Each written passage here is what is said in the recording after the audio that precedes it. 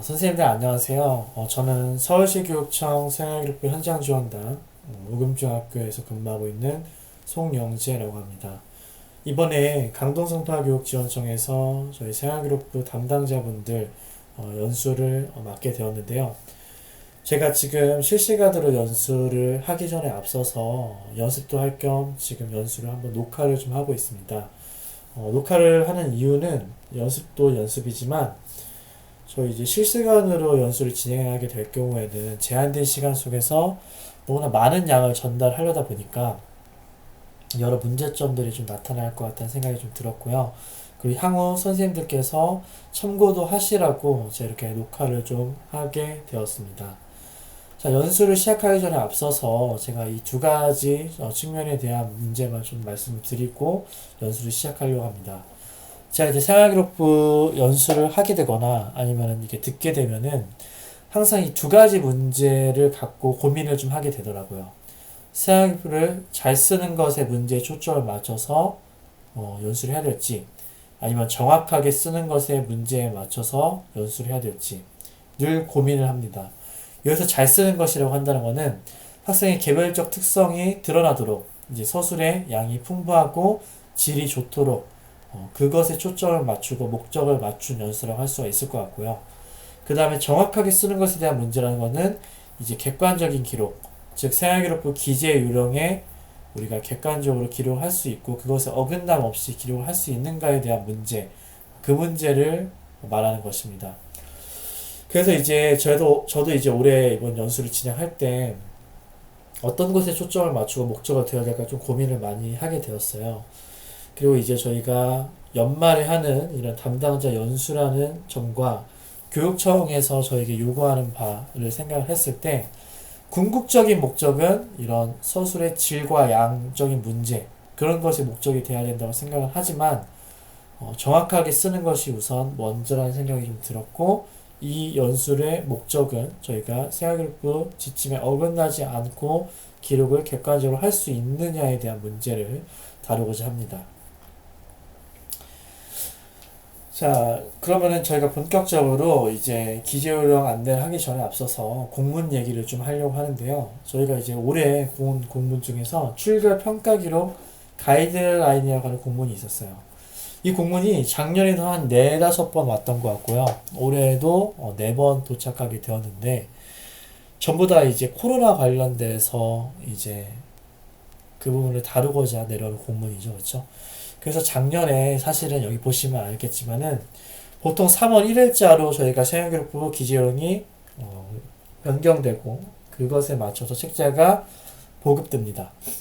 근데 이제 작년은 3월 1일 날 이제 보급이 된 이후에 4월 6일, 7월 20일, 9월 28일 전부 코로나 때문이었죠. 코로나 때문에 우리가 기존에 있는 지침으로는 서술할 수가 없는 거예요.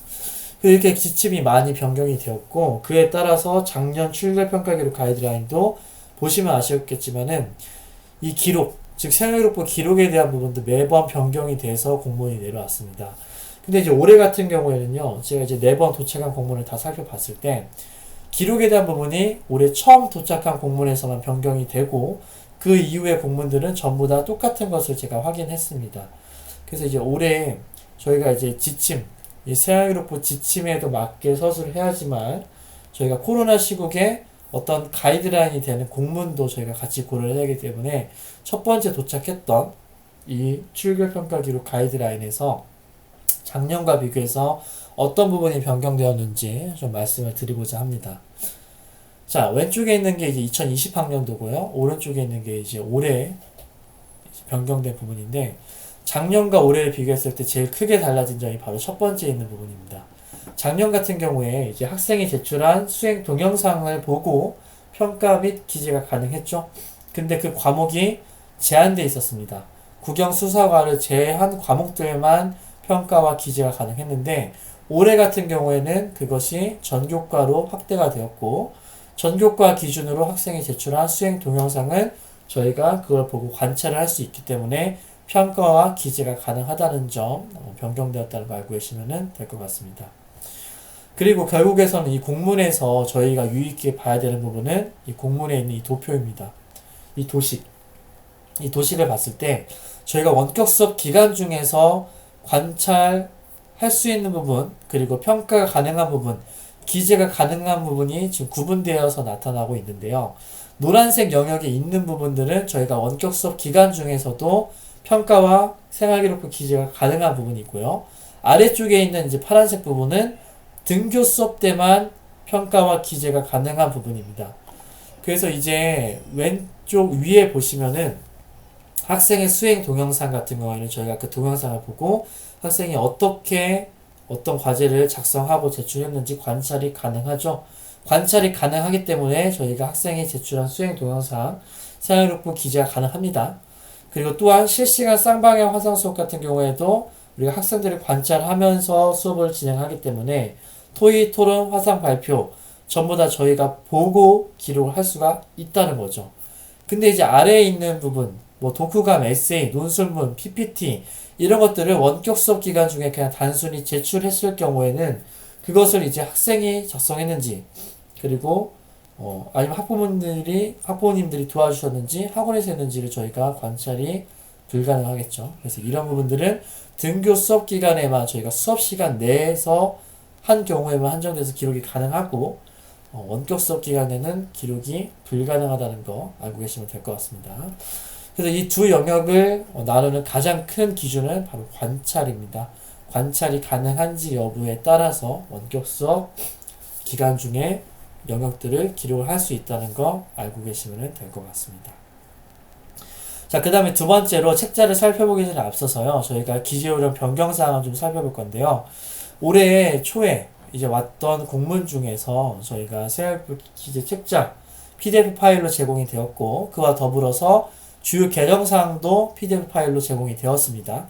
그 중에서 제가 이제 중요하다고 생각되는 부분, 실제 현장에서 저희가 많이 와닿고, 저희가 이제 많이 부딪히는 부분들에 대해서만 이 페이지를 잘라 제가 좀 넣어놨고요. 노란색 부분은 이렇게 형광펜을 칠해놨어요. 근데 이 부분들은 제가 이제 이후에 본문 제가 설명할 때 다 녹여내서 설명을 드릴 거기 때문에 이건 참고 자료로 이런 것들이 있다는 것 정도만 알고 계시면 될 것 같고요. 제가 설명을 향후 나타나게 될 본문 설명에서 제가 좀 서술하고 설명을 좀 드리겠습니다. 자, 그럼 이제 본격적으로 책자를 좀 살펴볼 건데요. 책자에 저희 처음에 나타나는 부분은 바로 학교생활기록부 작성 시 유의사항입니다.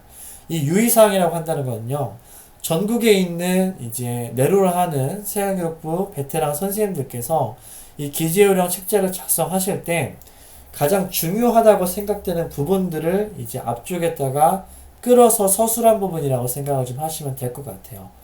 그래서 굉장히 강조하고 저희가 점검 나갔을 때 이 부분들은 큰 주안점으로 생각을 한다고 생각을 하시면 좋을 것 같습니다. 자, 하나씩 차근차근 좀 살펴보면요. 저희 책자 19페이지에 두 번째 항목에 이런 부분이 있어요. 활동 내용에 따른 개별적 특성이 드러나는 사항 중심으로 기재하는 것이 원칙이다. 자, 이 부분은요, 저희가 점검 나갔을 때 사실 꽤 많이 저희가 지적을 하고 보이는 부분입니다. 뭐 특기사항 같은 경우죠. 행동특성 및 종합의견, 또는 과목별 세부능력 및 특기사항, 아니면은 창의적 체험활동의 특기사항 같은 경우에 대부분의 학생들이 비슷하게 또는 아예 똑같게 서술돼서 드러나는 그런 서술들이 좀 보여요. 점검 나가서 저희가 이제 그런 부분들을 좀 말씀드리고, 이렇게 다 같이 한꺼번에 같게 쓰시면 안 돼요. 개별적 특성이 드러나게 쓰셔야 됩니다라고 말씀을 드리면은 몇몇 선생님들께서는 기록, 즉 생활기록부의 기록은 교사의 고유 권한이다. 그 담당 교사의 고유 권한이라고 이제 말씀을 하시는 선생님도 계세요. 근데 제가 여기서 말씀드리고 싶은 거는 이거는 법령입니다. 법적으로 활동 내용에 따른 개별적 특성이 드러나게 기록이 하게끔 원칙이라고 지금 강조를 하고 있고요. 그렇기 때문에 저희가 그렇게 학생들을 같게 서술하면은 안 된다는 것이죠. 실제 감사 지적 사례인데요. 동아리 활동 특기사항을 이제 5명 전원을 같게 서술하신 거예요. 특기사항을. 동일한 활동 내용으로 기재를 하셨다고 이게 행정처분에 감사 지적 사례에 있는 경우를 제가 이제 보았습니다.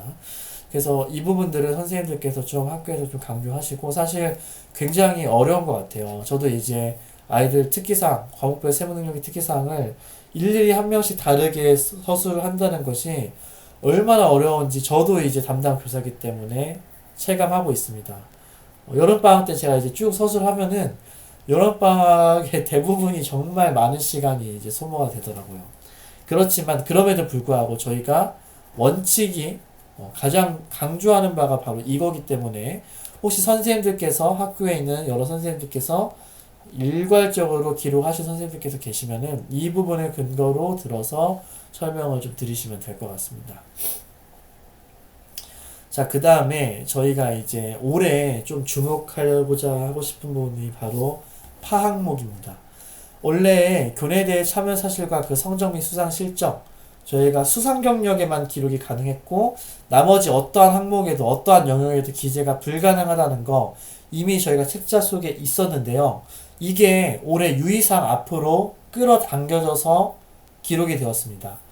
이렇게 앞으로 끌어당겨졌다는 거는 그런 시사점이 좀 있는 것 같아요. 많은 선생님들, 많은 점검단 선생님들께서 점검을 나가셨을 때 이 항목이 제대로 지켜지지 않았다는 그런 반증이라고 생각을 좀 하시면 될 것 같아요.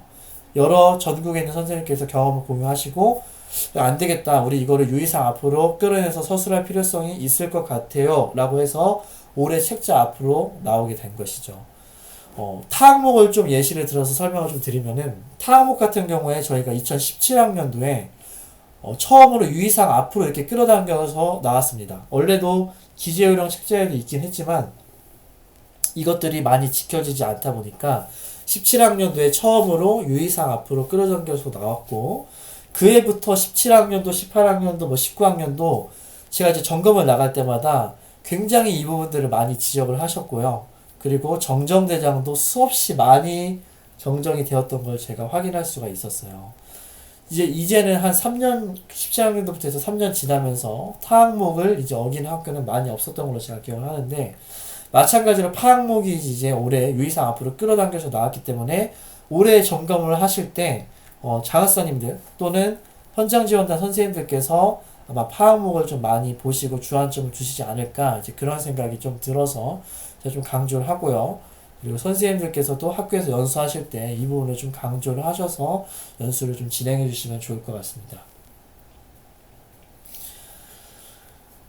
자, 그 다음에 이제 처리 요령을 좀 살펴볼 건데요. 처리 요령 중에서 입력 주체가 저희가 정해져 있죠. 이게 17학년도에 처음으로 저희가 입력 주체를 정해서 명시를 했고요. 사실 다른 영역들은 전부 잘 지켜지는데 유독 이상하게 참 잘 안 지켜지는 부분이 바로 진로 활동인 것 같아요. 사실 재작년까지도 제가 점검을 나갔을 때 이 진로 활동을 담임교사가 입력을 해야 되는데 진로 선생님이 입력하시는 학교가 간혹 있었어요.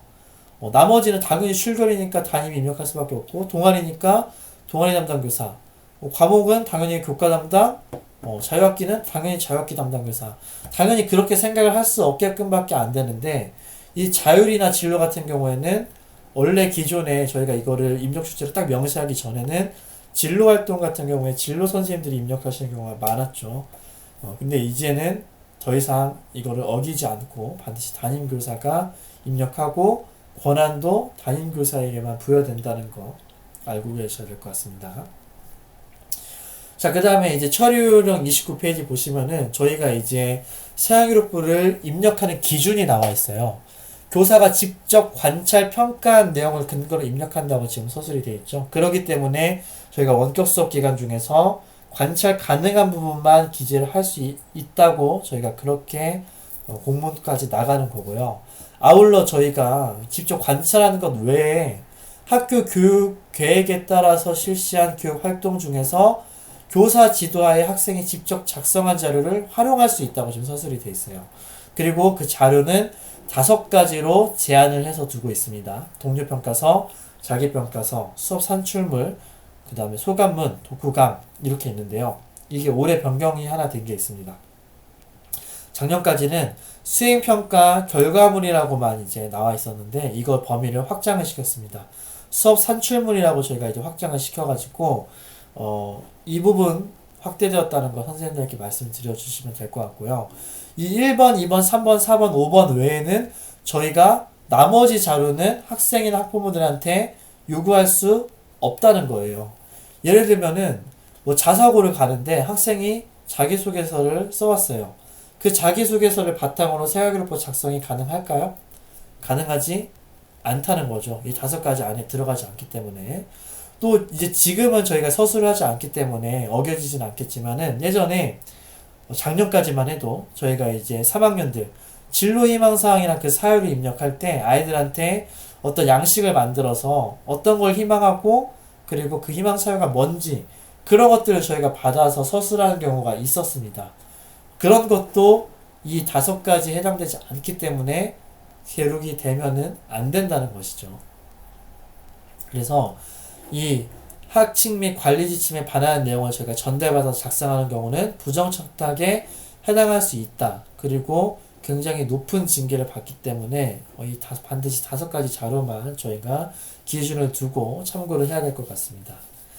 자, 그럼 이제 본격적으로 이제 각 항목들에 대해서 좀 설명을 드리겠습니다. 제가 이 설명 부분들, 이 각 항목에 대한 설명은 기재론 전체를 사실은 다 설명을 드리지 못하겠죠. 그래서 이제 학교 현장에서 제일 중요시돼야 될 부분과 점검을 나갔을 때 학교에서 많이 실수하는 부분에 초점을 맞춰서 제가 연수 자료를 제작을 하였고요.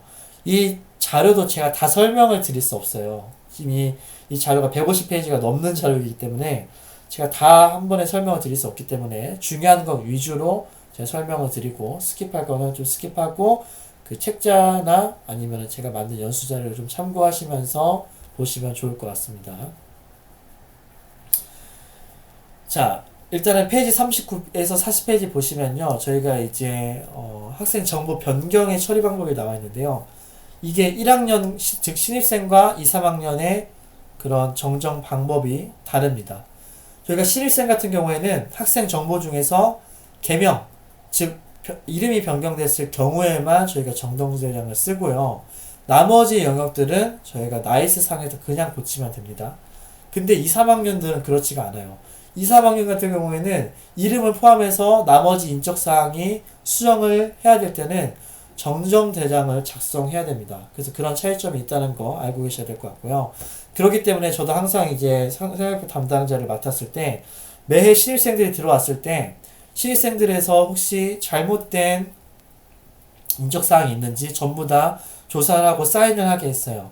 그래야 2, 3학년 가서 정정대장 없이 저희가 변경이 가능하기 때문에 담당자들 선생님들께서는 신입생들 딱 들어오셨을 때 이런 부분들 혹시 뭐가 잘못됐는지 확인하는 절차가 좀 필요할 것 같습니다.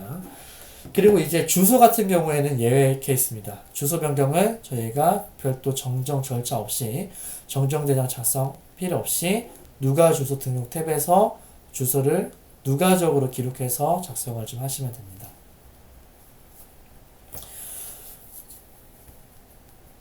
자, 그 다음에 이런 뭐 명예졸업 또는 이런 것들 유해 이런 것들 저희가 학적과 관련된 구체적인 용어는 제가 설명을 조금 스킵을 좀 하겠고요. 이 부분만 제가 좀 강조를 좀 드리고 싶은데 제가 실제 점검을 나갔을 때 봤던 케이스여서 좀 강조를 드리고 싶습니다. 그리고 이걸 어겨졌을 때 너무나 큰 그런 결과가 초래될 수 있을 것 같아서 제가 좀 강조를 드리고 싶은데요. 저희가 입학, 재취학, 편입학 같은 경우에는요.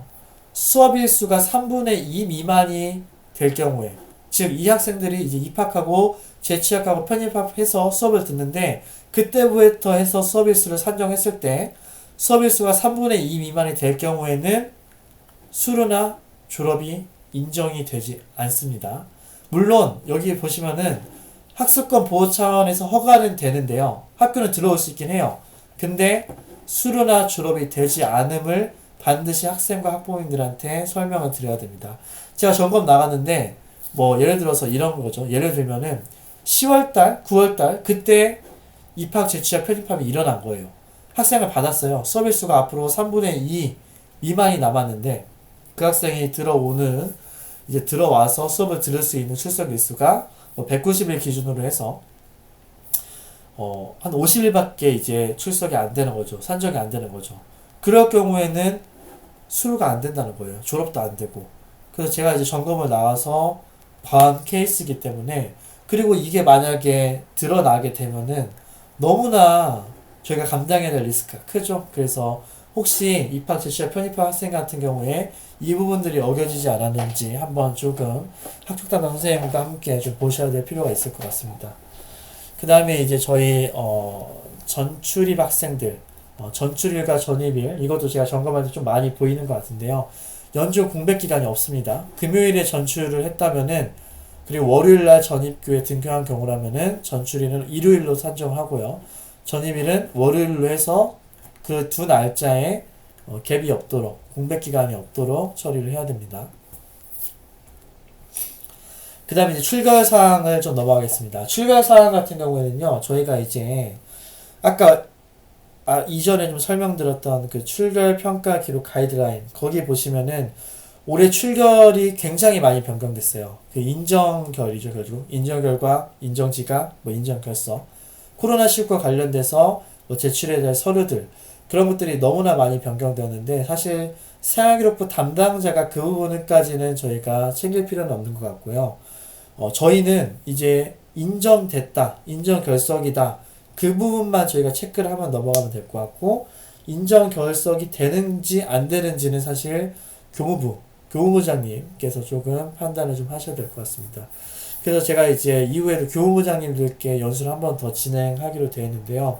그런 출결에 대한 부분들은 제가 교무부장님들 연수 때 코로나19 관련해서 좀 설명을 드리고, 저희는 이 책자의 효청을 맞춰서 원론적인 부분들을 좀 설명을 좀 하겠습니다. 자, 경조사죠. 경조사 같은 경우에 출석을 인정하는데, 저희가 경조사 일수에 재량유업일과 그 다음에 공휴일 및 토요일은 산입하지 않습니다. 그래서 이제 예를 들어서 재량유업일이 수목에 있는데 학생 이제 할아버지께서 월요일날 돌아가신 거예요. 그러면은 월, 화 이틀 이제 인정결석하고, 수목은 저희가 인정결석 범위 안에 포함시키지 않고 금요일까지 이제 인정결석이 가능하다는 얘기죠. 그래서 이런 부분들 유의해 주시면 좋을 것 같고요.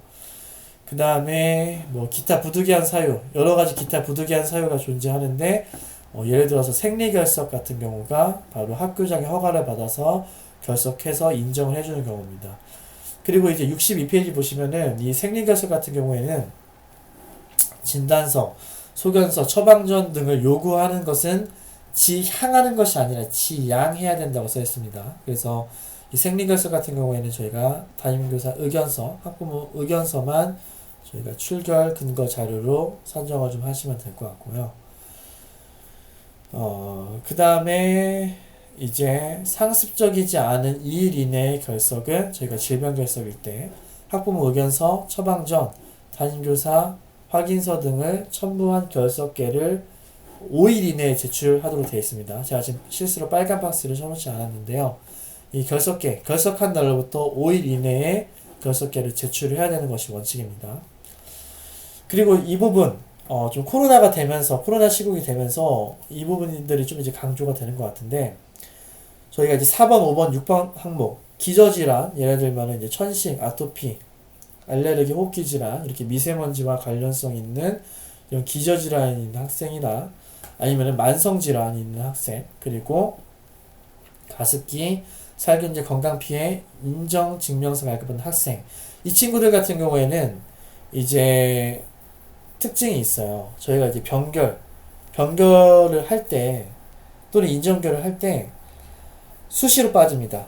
예를 들어서 저희 반에도 천식이 굉장히 심한 아이가 있는데 코로나 시국이어서 학교를 많이 못 나왔었어요. 1학기 때. 그 친구들은 이제 결석을 이렇게 앞전처럼 이틀 이내에만 결석을 하지 않고요. 뭐 3일, 4일, 5일을 결석하는 경우가 있고, 그런 경우에는 저희가 증빙서류를 꼼꼼하게 첨부를 해놔야죠. 그렇죠?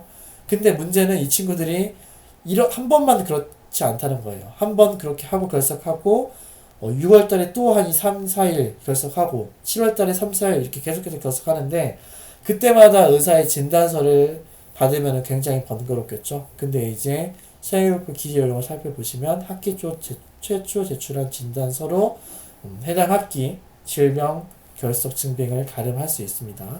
그리고 해당 학기이기 때문에 1학기 때 한 번 받으시고 2학기 때 한 번, 두 번 받으셔야 우리 증빙서류로 인정이 될 것 같습니다. 그래서 이렇게 이런 학생들은 저희가 최초 제출한 서류로 가름이 된다는 것 알고 계시면 좋을 것 같고요. 그 다음에 좀 넘어가겠습니다.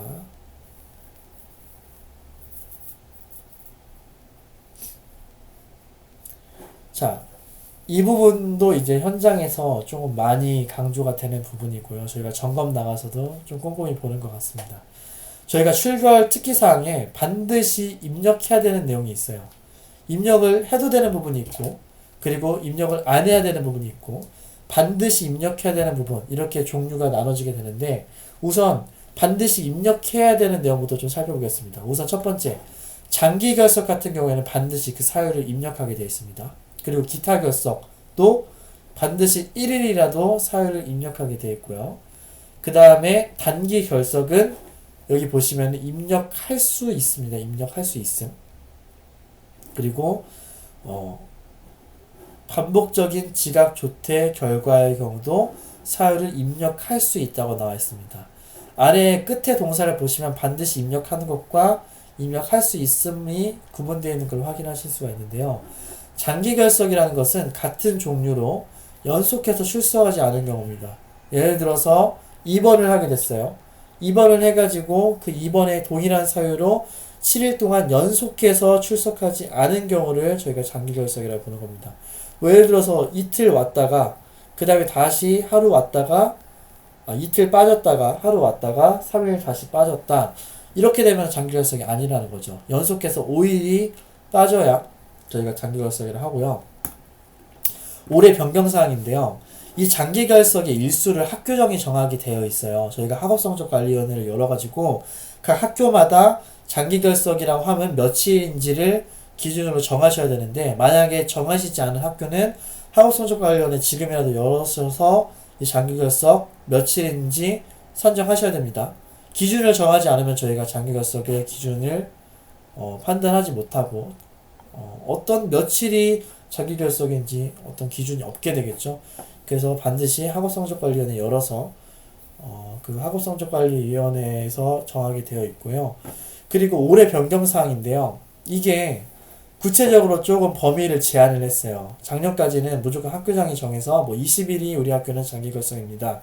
또는 10일이 우리 학교 장기 결석입니다. 이랬는데 7일 내 범위에서 그리고 최대 3일 범위에서 조정이 가능하다고 써 있죠. 7일 정도 그리고 최대 3일 범위 안에 즉 10일 정도까지는 이제 마지노선을 두고 장기 결석을 저희가 정할 수 있다는 겁니다. 그래서 올해 그 일수가 구체적으로 좀 더 제한이 됐기 때문에 만약에 이 일수를 초과해서 장기 결석을 정하신 학교에서는 다시 이 부분을 좀 변경해야 될 것 같고요. 그 다음에 입력할 수 있는 반복적인 지각조퇴 결과 횟수도 학교장이 정하게 되어 있습니다. 저희가 학업성적관리위원회 역시 열어서서 이거 정하지 않은 학교는 정하셔야 돼요. 여기서 지금 반복적인 지각조퇴 결과 사용을 입력할 수 있다고 되어 있죠. 반복적인이라는 게 뭔데? 도대체 몇 회가 여기 사유를 입력할 수 있는 그거야. 그거를 학교에서 정하셔가지고 예를 들어서 30번이다. 그렇게 정하셨으면은 그거는 이제 그 사유를 특기사항에다가 적으셔야 된다는 겁니다. 그 다음에 유의사항이 있는데요. 저희가 장기 결석 같은 경우에 이제 그 사유를 입력하게 돼 있잖아요. 사유 입력할 때 예를 들어서 질병 결석인 경우에 개인정보를 보호할 필요가 있다고 판단되는 질병의 경우에는 저희가 그 사유를 입력하지 않아도 됩니다. 예를 들면 너무나 이거 드러났을 때 학생에게 좀 피해가 있는 질병이에요. 그럴 경우에는 저희가 입력하지 않을 수 있는데 그거는 담임이 판단하는 것이 아니라 학업성적관리위원회에서 심의를 열어서 반드시 심의를 통해서 저희가 사유를 입력하지 않게 되어 있습니다. 자, 그리고 이 부분도 좀 이제 많이 헷갈려 하시는 것 같은데요. 저희가 이제 그 학폭 같은 경우에 출결 특기사항을 학폭 같은 경우에는 학폭에서 받은 조치를 출결 특기사항에 입력하는 그런 조항들이 있죠. 근데 선도에서 받은 저희가 그런 처분 같은 경우에는 특기사항에 입력을 하지 않습니다. 원칙은. 근데 어떤 경우에는 입력이 돼야 되냐면요. 예를 들어서 출석정지 5일을 받았어요. 미인정 결석 선도위원회에서. 근데 그 학교 장기 결석 기준일이 학업성적관리에서 정한 기준일이 5일인 거예요. 그럼 이거는 선도위원회에서 그 사유를 입력하지 않지만 장기 결석으로 봤을 때 이거는 지금 장기 결석에 해당되죠. 그렇죠? 그렇기 때문에 장기 결석에 해당되는 선도위원회의 출석 정지 같은 경우에는 입력을 해야 된다는 것이죠. 그래서 이 부분 유념하셔서 입력을 하여 주신다는 거 알고 계셔야 될 것 같습니다. 자, 예시사항이니까 이 부분들은 좀 넘어가겠고요. 그리고 개근 같은 경우에도 이제 저희가 개근 입력할 때 수기로 입력하지 않죠. 개근을 나이스 시스템 상에서 일괄적으로 입력할 수 있는 버튼이 있습니다. 그래서 그 버튼을 이용해서 개근을 입력하시고요. 이럴 경우에는 개근이 입력하지 않는다는 겁니다. 서비스가 다른 중도 입학, 취학, 편입학생 같은 경우에는 개근 입력하지 않고 순회 교육학생, 건강장애 학생 같은 경우에도 저희가 개근을 입력하지 않습니다. 자, 그래서 좀 정리를 하면요. 출결사항, 특기사항에 저희가 반드시 입력하는 부분, 그리고 입력할 수 있는 내용, 그리고 입력 불가한 내용, 이렇게 세 가지가 있다는 점 알고 계시면 될 것 같고, 반드시 입력해야 되는 부분들은 출결 특기사항에 저희가 기록이 되어 있는지 우선적으로 점검을 하기 때문에 이 부분들 참고하셔야 될 것 같고요. 아울러 여기서 제가 좀 강조하고 싶은 부분은 이 반복적인 지각 조퇴 횟수와 장기 결석 일수, 학업성적관리위원회를 통해서 정하셔야 된다는 거 꼭 알고 계셔야 될 것 같습니다. 자, 그 다음에 출결사항에서 이제 올해 변경된 부분입니다. 이제 운동부가 있는 학교 경우에는 좀 이제 좀 유의해서 좀 보셔야 될 것 같은데, 작년에도 사실 변경이 됐었어요. 2020학년도 기준으로 초 20일, 중 30일, 고 40일, 그 이전 19년도에는 이게 뭐 3분의 1, 수업일수의 3분의 1 이런 표현이었는데, 좀 더 구체적으로 일수를 제기를 해서 이제 표현이 변경이 되었는데, 올해 그 날짜가 줄었습니다. 초등학교 10일, 중학교 15일, 고등학교 30일 범위로 저희가 제한이 됐기 때문에 혹시라도 운동부가 있는 학생이 있는 그런 학교에서는 이 부분을 유념하셔서 저희가 출결을 좀 점검하셔야 될 것 같고요. 자, 그 다음에 이제 수상 경력으로 좀 넘어가도록 하겠습니다. 자, 수상 경력 같은 경우에는 제가 이제 아까도 좀 강조를 했지만은 이 부분이 이제 유의사항 앞으로 빠져나왔다고 얘기를 말씀을 드렸었죠. 교내상은 학교 생활기록 수상 경력에만 입력하며 수상 경력 이외에 어떤 항목에도 입력하지 않습니다. 창체 특기사항, 교과학습 발달사항에 세부능 오타가 있네요.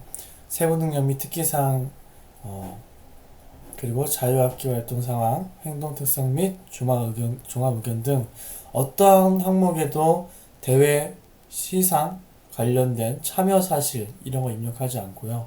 그리고 여기 같이 써 있는 부분이 있는데, 대회라는 용어는 생활기록부 어떤 항목에도 입력하지 않습니다. 뭐 체육대회 이런 단어 쓸 수 없습니다. 그리고 간혹 이제 수상을 한 친구들을 이제 입력을 맞이하지 않는데, 간혹 이제 어떤 경우에 이런 부분들이 어겨지냐면은 대회는 참가했는데 안타깝게 수상을 못하고 떨어진 거예요.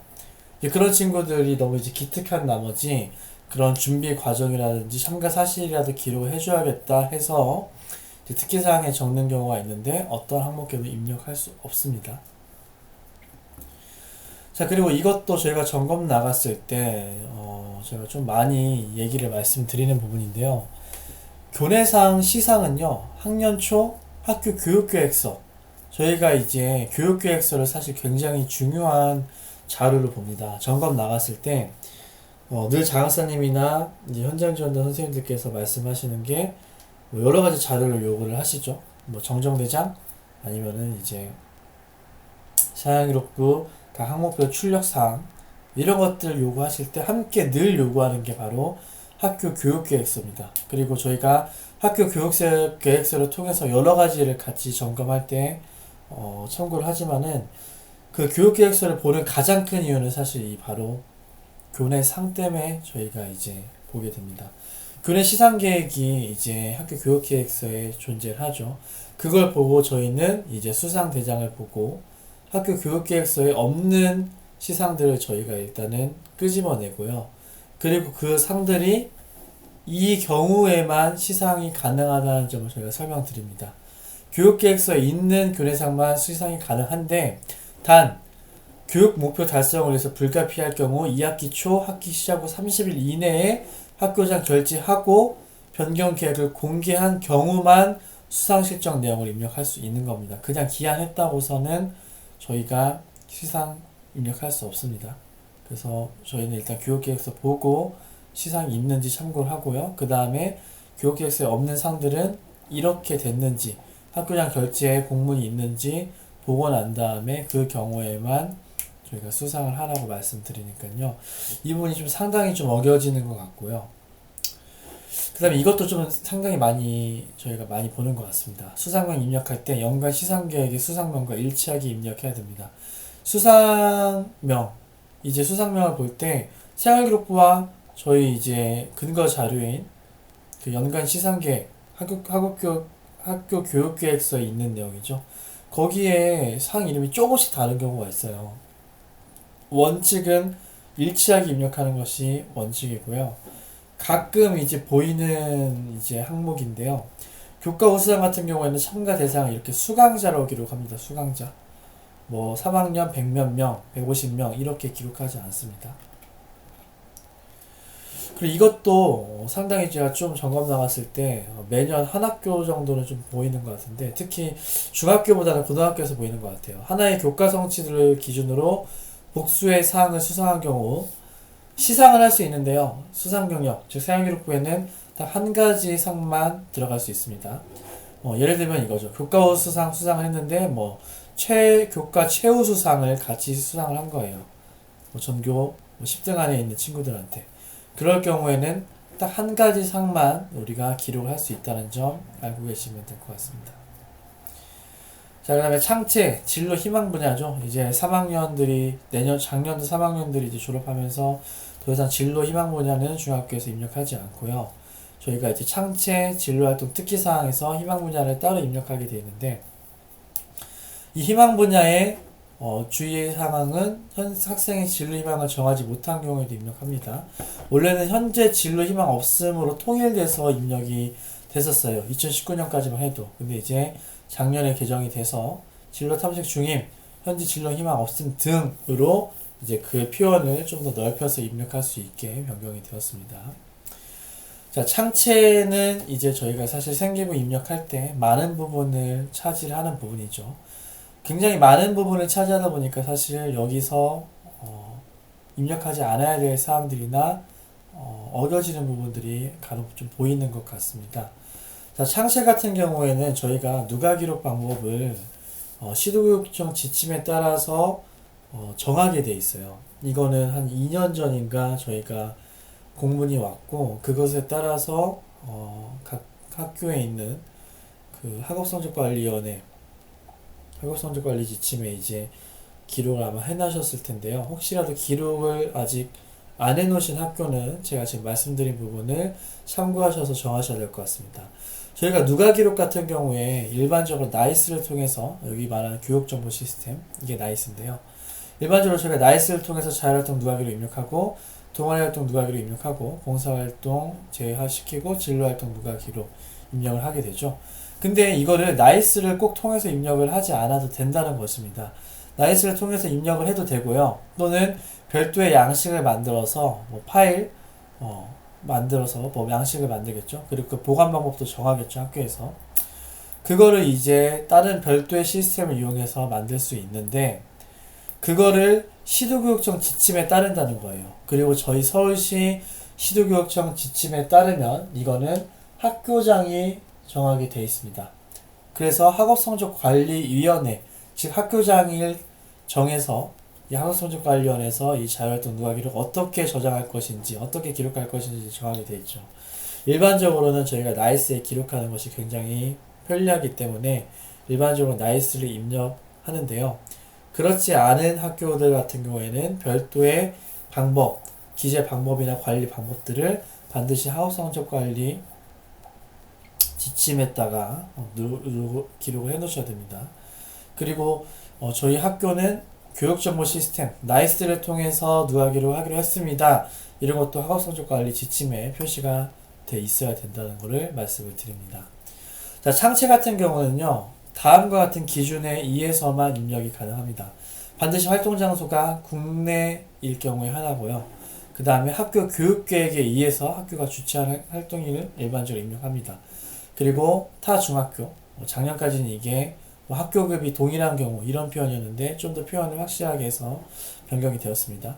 타 중학교에서 학교장이 승인한 체험활동 같은 경우에 입력이 가능하고요. 교육 관련 기관, 보통 이제 교육지원청이겠죠. 교육청이나 교육부, 교육지원청에서 하는 그런 활동들도 학교장이 승인한 체험 활동의 경우에는 저희가 창체 특기사항으로 입력이 가능합니다. 자, 그리고 창체 같은 경우에는요, 저희가 반드시 실제로 참여하여 이수한 시간을 누가기로 입력하게 되어 있는데, 어떠한 사유로든 참여하지 않는 시간은 제외합니다. 예를 들면 출석 인정으로도 그날 예를 들어서 봉사활동이나 아니면은 자율활동이 계획이 되어 있었는데 출석 인정 결석으로 이제 빠지게 된 거예요. 그 경우에도 누가기로 입력하지 않고요. 질병, 미인정, 기타 결석 당연히 입력을 하지 않겠죠.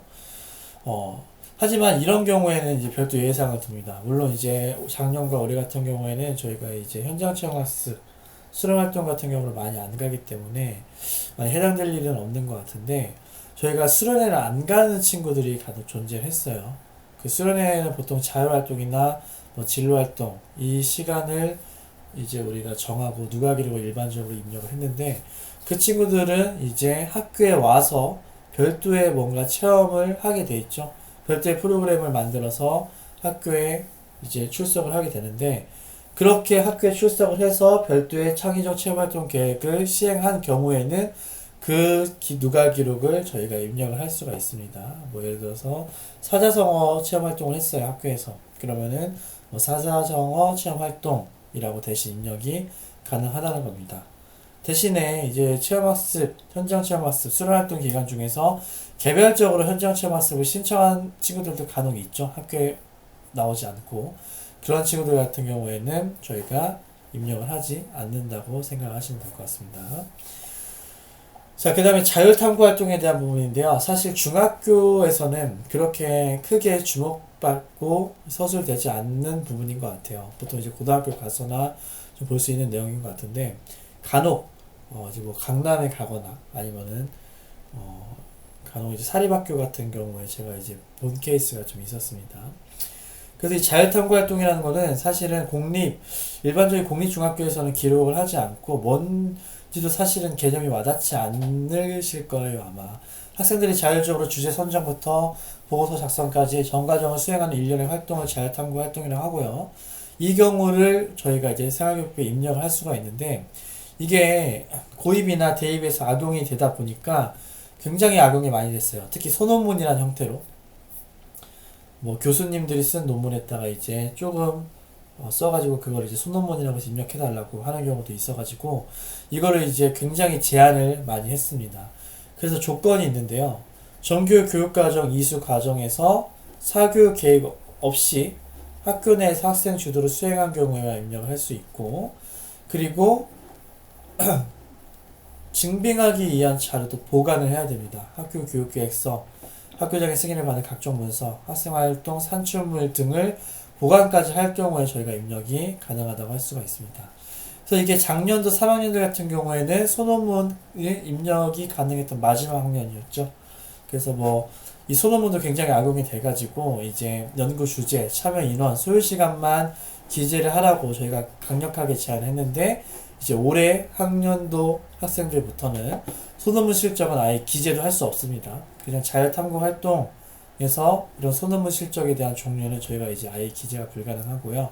자율탐구 활동을 만약에 기재를 한 학교가 있다면은 반드시 이 조건을 만족을 해야 됩니다. 정규 교육 과정에서 이루어진 거, 사교육 계획이 없었다는 거, 학교 내에서 기록해야 됐다는 거, 학생 주도로 수행해야 됐다는 거, 그리고 반드시 이런 자료들을 우리가 보관을 할 때만 입력이 가능합니다. 저는 이제 개인적으로 경험을 했어요. 이제 이런 자율탐구 활동이 고입이나 대입 때 좀 많이 장점으로 작용한다는 걸 알고 작년에 제가 이제 자사고, 이제 서울 이외의 자사고를 보냈을 때 다른 지역에 있는 자사고죠. 저한테 이제 자율탐구 활동이라고 해서 보고서를 갖고 왔어요. 작성을 해서. 그래서 제가 그걸 보고서는 이거 학교에서 작성했니? 일단 그거부터 물었습니다. 그랬더니 그 친구가 아니요. 학원에서 작성해서 갖고 왔고 학원 선생님이 이거 갖다 달라고 말씀하셨어요. 그럼 입력 가능하다고 하던데요. 이렇게 얘기를 해가지고 제가 단번에 입력 불가라고 얘기를 했습니다.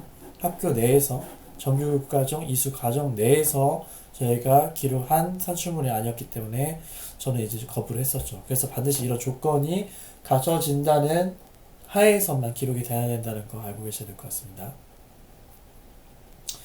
그리고 이제 아까 전에 제가 이제 빠뜨리고 설명 못 드렸는데 특기사항만을 기재할 수 있습니다. 특기사항만을. 저희가 자율탐구 활동은 특기사항만을 기재하지 뭔가 학생의 노력과 실적, 주제, 탐구 과정 이런 것들은 기재를 할 수 없고 아주 그냥 간단하게 특기사항으로만 기재를 하게 되어 있습니다. 자, 그 다음에 이제 창체 중에서 진로활동 관련된 부분을 좀 말씀드리고 싶은데 작년에 이게 좀 굉장히 강조가 많이 됐어요. 교육청 연수에서도 좀 강조가 됐었는데 자유학년제가 되면서 자유학기에 진로탐색 활동이 많이 편성이 되고 창체 진로활동을 아예 교육과정에 편성하지 않은 학교들이 있었습니다.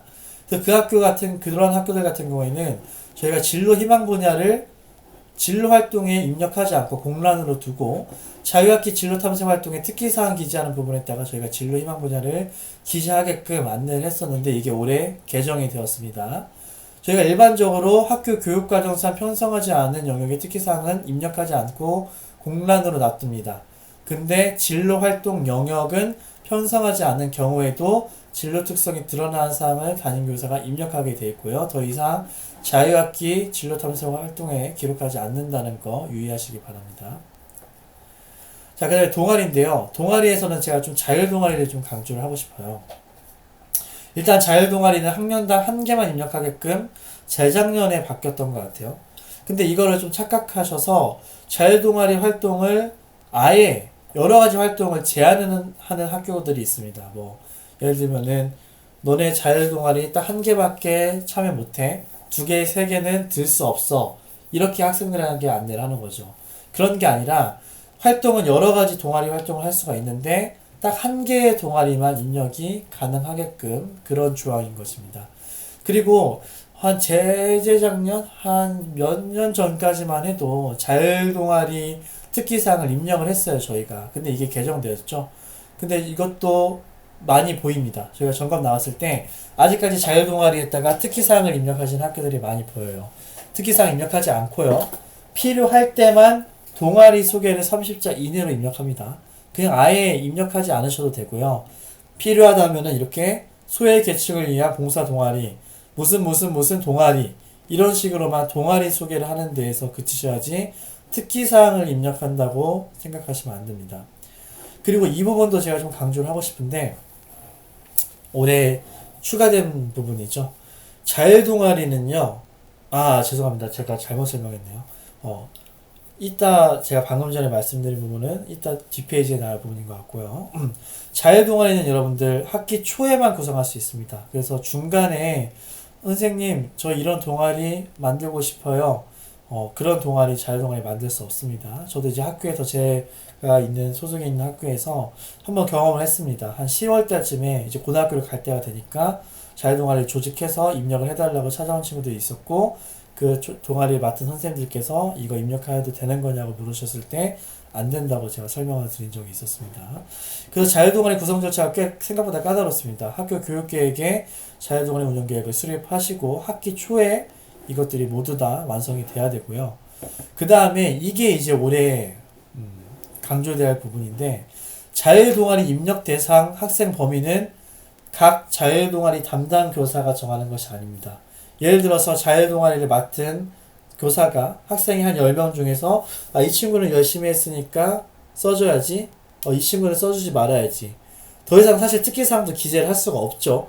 특기사항도 기재가 불가능한데 이런 입력 대상 범위도 교사가 정하는 것이 아니라 학업성적관리위원회에서 심의를 통해서 몇 명 이 친구들을 써주고 이 친구들은 써주지 말 것인가를 결정하게 되어 있습니다. 그래서 학년도 말에 혹시 자율동아리 입력하실 때 학업성적관리원회 개최하지 않으신 학교는 개최하셔서 범위를 심의하셔서 결정하셔야 됩니다. 방금 전에 설명한 부분에 대한 나와 있고요. 그리고 이제 이 부분도 좀 얘기를 드리고 싶은데, 정규 교육과정 이외에 학교 스포츠 클럽이 있습니다. 이 학교 스포츠 클럽 같은 경우에 원래 기존에는 몇 시간 이상 참여한 학생들 같은 경우에는 입력을 해줬어요. 15시간인지 19시간인지 제가 정확히 기억이 안 나는데, 특기사항을 기재를 저희가 했었는데 더 이상 기재하지 않습니다. 활동명과 그리고 활동 시간만 입력하게끔 작년에 변경이 되었었죠. 자, 그리고 이제 이 부분도 생각보다 제가 점검 나갔을 때 많이 어겨지는 부분이라고 생각이 듭니다. 저희가 이제 임원들 재임 기간은 반드시 병기해서 표기하게끔 항목에 있습니다. 만약에 특기사항에 임원 관련된 이런 얘기를 하셨으면은 재임 기간을 반드시 병기한다고 의무적으로 병기하게끔 돼 있어요. 근데 이 재임 기간을 쓰실 때 1학년은 입학일부터 학년 말까지 쓰시고요. 2학년은 3월 1일부터 학년 말, 3학년은 3월 1일부터 졸업일까지로 각각의 날짜가 다릅니다. 그래서 1학년 입학일이 보통 3월 2일이죠. 3.1절 다음날 입학을 하기 때문에 3월 2일이라고 표기를 하셔야 되고, 2, 3학년 같은 경우에는 3월 1일로 시작을 하셔야 됩니다. 그리고 3학년은 마지막 끝나는 날이 졸업식 날짜, 그리고 재학생들, 2학년들이나 1학년들 같은 경우에는 2월 28일 마지막 학기 일까지 기록이 돼야 된다는 거, 사소한 거지만은 이것도 점검할 때 많이 보이는 것 같습니다. 자, 그 다음에 쭉 넘어가서요, 교과학습 발달 상황을 좀 보겠습니다. 자, 아까 전에도 제가 말씀드렸지만은 저희가 교과학습 발달 상황에서 그 출결평가 기록 가이드라인을 참조하셔서 원격 수업 기간 중에서 기록할 수 있는 범위를 반드시 학교 선생님들에게 말씀을 해 주시고요. 표준 가이드라인은 다음과 같습니다. 교과별 성취 기준에 따른 성취 수준의 특성 및 학습활동 참여도, 자기 주도적 학습에 의한 변화, 성장 정도를 중심으로 기재하시고, 방과후 학교 활동은 더 이상 기재하지 않죠. 그리고 연구보고서, 소논문 작성과 관련된 사항은 기재하지 않습니다. 저희가 자율탐구 활동, 아까 전에 말씀드렸던 창체에서 자율탐구 활동은 지금 중학교에서 기록이 가능한데요. 교과 세특에서는 자율탐구 활동은 기재가 불가능합니다. 고등학교는 지금 기재가 가능한 과목이 한정돼서 나타나 있고요. 저희가 중학교와 고등학교 기재 요령을 분리했기 때문에 중학교는 더 이상 과목별 세특에서는 자율탐구 활동 관련된 사항은 기재하지 않습니다. 자, 그리고요, 이 부분도 학업성적관리위원회 심의를 통해서 정하셔야 되는데요. 과목별 세특, 과목별 세부 능력을 몇 명까지 입력해줘야 될 것인지, 예를 들면 1학년은 자유학기이자 자유학년제이기 때문에 모든 학생을 전부 다 입력을 하게 돼 있죠. 근데 2, 3학년들 같은 경우에는 그 입력할 수 있는 범위를 교사가 마음대로 정하는 것이 아니라 학업성적관리에 대해서 심의를 통해서 정하게 되어 있습니다. 뭐 상위 10% 외에 기타 특기할 만한 학생들, 이렇게 학업성적관리원회에서 심의를 하게 돼 있고요. 이거를 지침에다가 기재를 해 놓으셔야 됩니다. 이거 재작년쯤에 아마 공문 내려왔던 것 같아요. 그리고 올해 이제 조금 제가 질문 받았던 내용 중에 있어서 좀 강조를 드리고 싶은데, 위탁교육, 예를 들면은 뭐 한산 이런 곳에 가서 위탁을 받고 왔어요. 병원 학교에서 위탁을 받고 왔어요. 그럴 경우에 그 학교에서 이제 자료를 제공을 하고 저희가 그 자료를 태도로 출석을 입력하고 성적을 입력합니다. 근데 해당 기간 자료를 그대로 입력하되 자료 입력 내용은 학교 생활교육부 기재 요령에 각종 유의사항을 준수해서 입력을 해야 된다는 것입니다. 이게 제가 올해 질문받은 내용이 뭐였냐면은 자유학년제여서 저희가 패스 앤 페일로만 성적을 내죠. 일반적인 학교에선. 근데 위탁학교에서 이거를 성취도 A, B, C, D, E 그 성취도를 내서 갖고 온 거예요. 그럴 경우에 어떻게 입력을 해야 되냐라고 말씀하셨는데, 그럴 경우에는 학교 생활교육부 기재 요령에 어긋나는 사실 성적 그런 산출이죠. 1학년들 같은 경우에는 자유학년제 패스 앤 페일로 저희가 성적을 내야 되기 때문에 위탁교육기관에다가 말씀을 하셔야 됩니다. 요청하셔가지고 이거는 기재요령 지침이 어긋납니다. 저희가 성적을 입력할 수가 없습니다. 패스앤페일로 고치셔서 저에게 자료를 보내주세요라고 그 학교에 요청을 해주셔야 될 것 같습니다. 방금 전에 설명한 부분에 대한 부분 다시 한번 강조해서 제가 서술을 해놨고요. 그리고 저희가 이제 개인별 세특 얘기를 좀 말씀을 드릴 건데요. 개인별 세부능력 및 특기사항에 입력하는 사항은 다음과 같은 표로 한정되어 있습니다. 그래서 사실 개인별 세특은 제가 중학교 점검 나가서 입력 사실은 하는 경우를 거의 볼 수가 없어요. 그래서 입력하면 안 되는 항목들이 너무나 많은데 간혹 이 범위를 넘어나서 입력을 하는 경우가 있습니다. 실제로 제가 작년에 점검을 나갔을 때 중학교에 해당되는 얘기는 아니었어요. 저희가 일반적으로 중학교에서는 이 개인별 세특을 건들지 않는데 고등학교 같은 경우에는 저희가 이런 생기부 자료가 결국엔 대입 자료이기 때문에 그 바이트 수, 제한된 숫자를 넘어서서 이제 더 이상 입력할 수 없는 경우가 있는 거예요. 이 학생은 수시로 반드시 대학을 좋게 보내야 되는데 생기부를 꽉꽉꽉 채워가지고 이제 보내야 되는데 더 이상 입력할 수 있는 범위에 초과가 된 거죠. 그럴 경우에 이 개인별 세특에 공간이 남아있으니까 여기에 입력해서는 안 될 내용들을 입력을 하시더라고요. 사실 개인별 세특은 저희가 개인별 세특 땡땡 하고서는 뒤에 나오는 문장 그렇게 서술이 되지 않습니다. 그냥 저희가 입력하는 내용만 과세특 마지막 부분에 그냥 따로 기재가 돼요. 그래서 사실 이 부분을 점검하실 때 점검단 선생님들께서도 많이 놓치시는 경우가 있으세요. 개인별 세특이라고 표기가 되지 않으니까. 그래서 이제 제가 이제 그 부분을 지적했을 때 이거 개인별 세특이 입력되면 안 되는 내용입니다. 과세특에 있는 내용, 과목별 세특에 있는 내용인데 입력이 된 것 같아요 라고 제가 말씀을 드렸을 때 학교에서도 이미 인지를 하고 계시더라고요. 알고 계시는데 더 이상 우리가 넣을 수 있는 부분이 없어서 불구하고 넣었다. 그래서 제가 이제 그러시면 안 된다고 말씀을 드렸는데 사실 중학교에서는 많이 보이지는 않는 것 같아요. 그렇지만 간혹이라도 혹시라도 개인별 세특에 입력하지 않아야 될 내용을 입력하신 선생님들 과세특에 그 글자 수를 초과해가지고 혹시라도 입력이 됐다면은 반드시 지금이라도 빼주시고요. 저희가 개인별 세특은 다음과 같이 아주 특이한 케이스에만 입력이 가능합니다.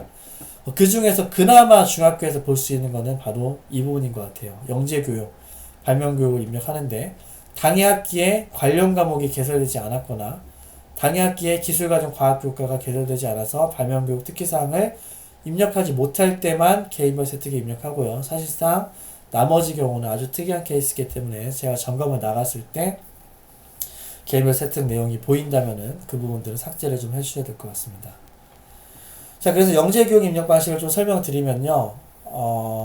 저희가 당해 학기에 관련 과목이 개설되어 있지 않은 경우에만 개인별 세특에 입력하게 되어 있고 특기사항을 입력하는 게 아닙니다. 아래 예시처럼 영재교육원에서 무슨 영역을 몇 시간 이수한 이렇게만 공문이 오게끔 돼 있어요. 간혹 이제 생기부 기재요령을 잘 모르는 기관 등에서 이렇게 보내지 않고 특기사항을 보내는 기관들이 간혹 있습니다. 저도 이제 한번 체험을 했었는데 전화를 하셔가지고 이 부분을 설명드리고 특기사항을 입력하면 안 됩니다. 다시 공문 보내주세요 라고 설명을 해주셔야 되고요. 그리고 저희가 식별자를 입력을 하게끔 돼 있죠. 나중에 생기부 저희가 출력할 때 고임용 출력할 때 이 부분이 보이지 않고 출력이 돼야 되기 때문에 반드시 이 골뱅이를 넣어서 저희가 입력하게끔 되어 있습니다. 발명교육 같은 경우에는요, 원래 입력 범위는 이제 기술, 가정 또는 과학, 세부능력 및 특기사항에 입력을 하고요. 아까 제가 설명을 놓쳤는데, 과목 개설이 되어 있지 않은 경우에만 개인별 세특 입력하시고, 일반적으로는 관련 과목에 세부능력 및 특기사항에 그 과목 담당 교사가 입력하게끔 되어 있습니다. 발명교육도 마찬가지고, 발명은 원래 기술, 가정 또는 과학교과에 세특에 입력하는데, 그 해 만약에 기술과정, 과학교과가 그 해 학기에 없다. 그럴 경우에는 저희가 이제 개인별 세특에 입력을 하게끔 되어 있고요.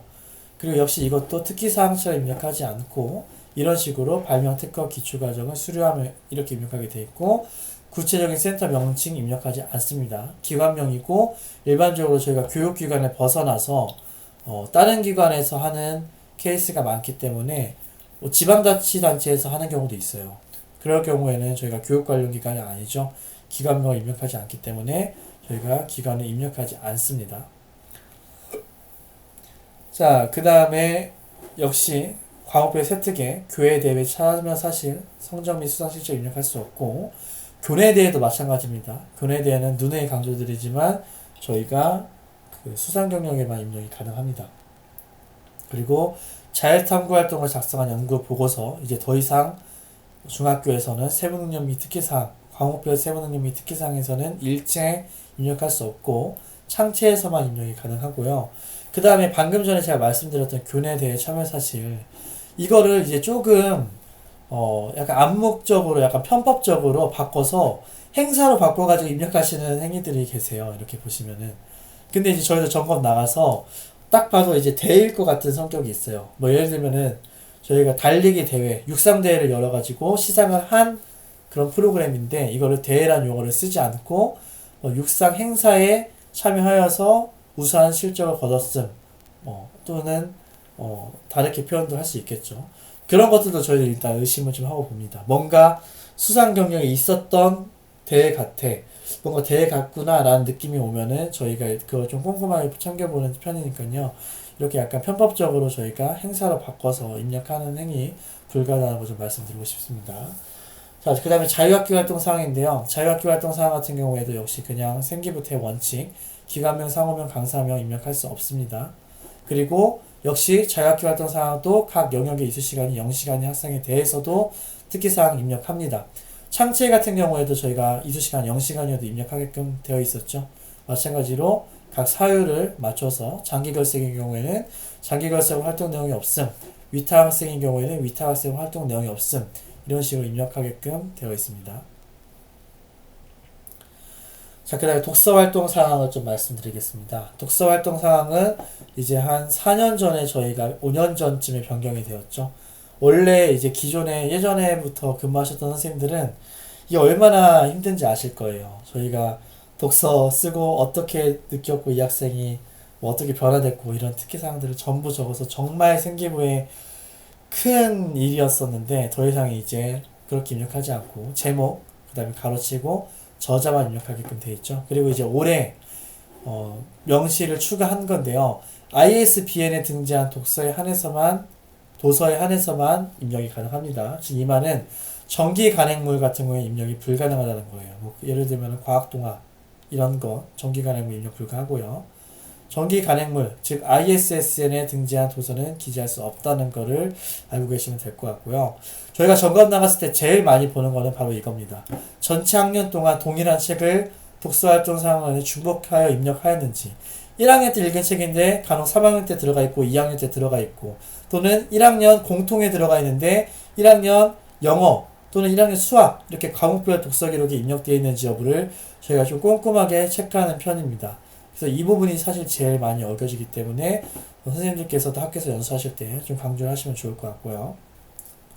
그 다음에 이게 사실 이제 변경이 되었죠. 작년인가부터 변경이 되었던 것 같은데, 저희가 원래 생기부 중복 기재 금지 그 원칙에 따라서 독서 활동 상황에 기록했던 책들은 다른 영역, 예를 들면 교과 세특, 창체, 자유학기 등에 입력을 하지 못했었습니다. 근데 이게 작년에 개정이 되어서 독후 활동 외에 이제 교육 활동, 예를 들면 감상문 작성을 교과 시간에 했거나 뭐 아니면 창체 시간, 아니면 자유학기 시간에 했었으면은 이것도 특기 사항이 이제 입력이 가능하다는 점 알고 계시면 될 것 같습니다. 자, 그 다음에 이제 행동 특성 및 종합 의견인데요. 행동 특성 및 종합 의견은 누가 기록을 바탕으로 종합적으로 기재하게 돼 있어요. 그래서 저희가 사실은 이제 자율활동, 진로활동, 아니면 봉사활동, 이런 누가 기록은 사실 많이 잘 지켜지는데, 저희가 행동특성 및 종합 의견도 누가 기록을 입력할 수 있게끔 나이스 시스템이 되어 있습니다. 근데 이 많은 이제 학교에서 이 누가 기록을 많이 입력을 하지는 않고요. 저희가 사실 점검 나갔을 때 이 누가 기록까지는 볼 수 있는 권한이 없는 경우가 많아서 누가 기록은 보지 못하지만, 그런 말씀을 좀 많이 강조를 드려요. 이제 가끔씩 행동특성 및 종합 의견 보면은 부정적인 의견들이 이제 기록되는 경우들이 있습니다. 그럴 경우에 실제 판례들이 좀 많았어요. 이거를 이제 나중에 졸업생들이 생기부를 띈 다음에 나한테 이런 문구가 써있어 하면서 소송을 건 케이스가 생각보다 꽤 많았어요. 그래서 이제 그것들을 보호하려고 그 증거 자료로 저희가 나이스에 누가기로 입력하게끔 원칙이 되어 있습니다. 그래서 누가기를 반드시 입력하시고, 특히 선생님들께 혹시라도 부정적인 사항 입력하신 선생님들은 반드시 얘가 어떤 일들에서 이런 것들이 나타났는지 해당 일자를 기록하셔서 누가기로 입력하게끔 말씀 좀 해주시고요. 그럼 역시 이것도 저희가 창체에서 말씀드렸듯이 시도교육감이 정한 방법에 따라서 누가 기록을 관리하게끔 되어 있습니다. 저희 서울시교육청 같은 경우에는 학교장이 정하게끔 되어 있고요. 학교장이 이걸 나이스로 누가 기록할 것인지 아니면은 뭐 별도의 양식을 만들고 별도의 관리 방법을 만들어서 기록할 것인지를 학업사무적관리위원회에서 정하셔서 관리 지침에 따라 역시 기록을 해 놓으셔야 됩니다.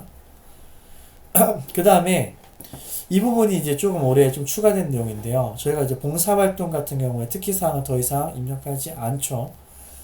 근데 이제 봉사활동 같은 경우에 학교 교육계획, 즉 학교에서 실시한 봉사활동 같은 경우에 교사가 직접 관찰 평가한 특기사항은 필요시 행동 특성 및 중앙 의견란에 기재가 가능합니다. 그래서 굉장히 사실은 저희가 이 봉사활동 특기사항을 굉장히 죄악시하면서 점검을 나가셨어요.